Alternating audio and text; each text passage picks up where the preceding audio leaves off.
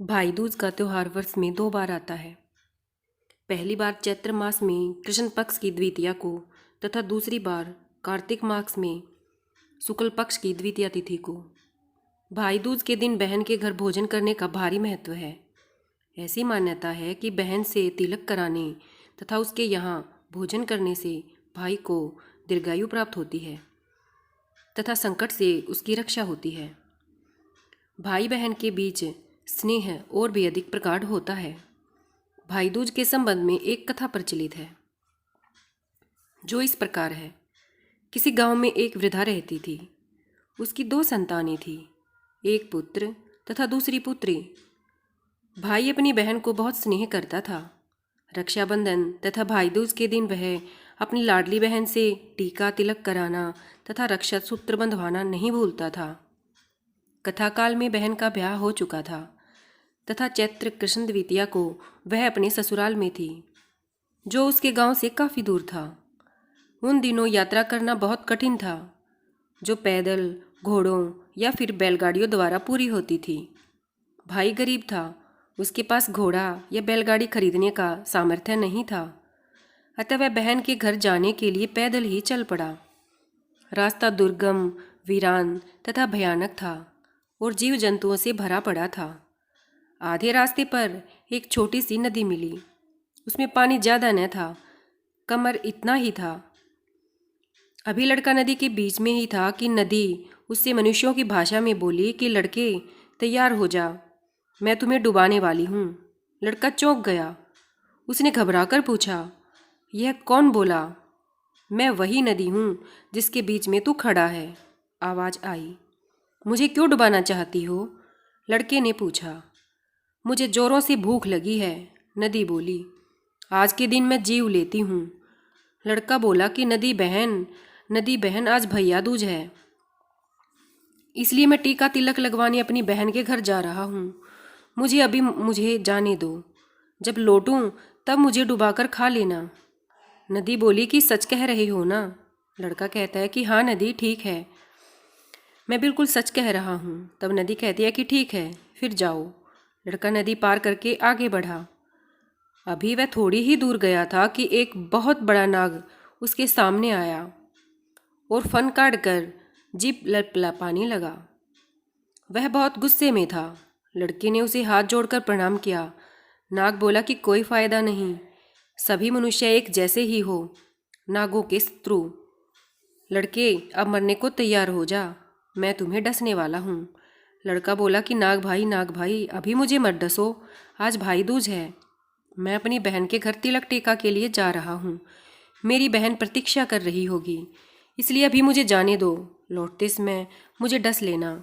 नाग ने पूछा कि छोड़ दूँ तो भाग तो नहीं जाओगे?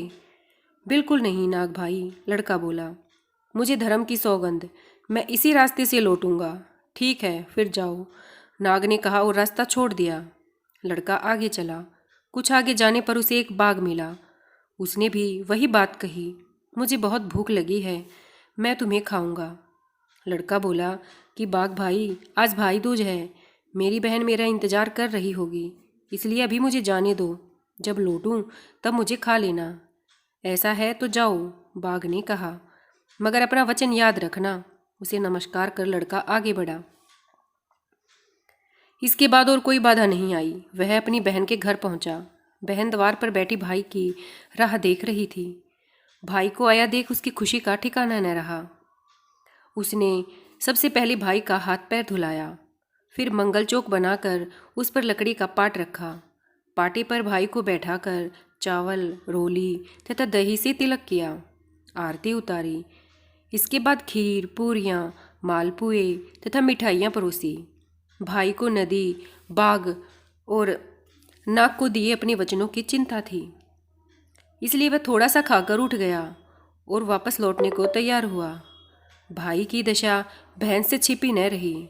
उसने पूछा कि भाई, तुम इतने उदास क्यों हो? मुझे बताओ, कदाचित मैं तुम्हारी कुछ सहायता कर सकूं। भाई ने बहन को रास्ते का सारा हाल सुना दिया। बहन बोली कि भाई तुम चिंता मत करो, भगवान की दया से सब ठीक होगा, मैं भी तुम्हारे साथ चलती हूँ। भाई के बहुत मना करने पर भी बहन नहीं मानी। उसने रास्ते के लिए कुछ सामान लिया और भाई के साथ चल दी। बाघ उसी ठिकाने बैठा मिला।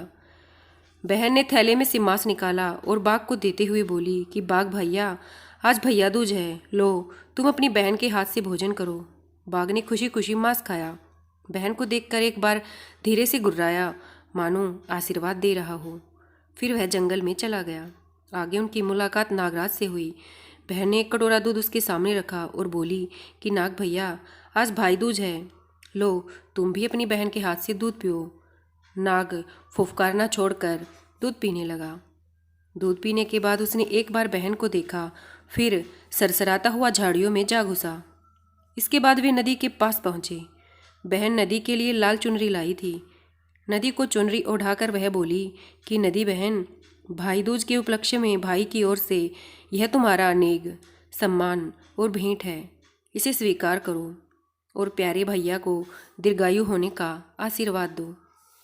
नदी उपहार पाकर प्रसन्न और शांत हो गई। इसके बाद दोनों बहन भाई हंसी खुशी अपने अपने स्थान को लौट गए।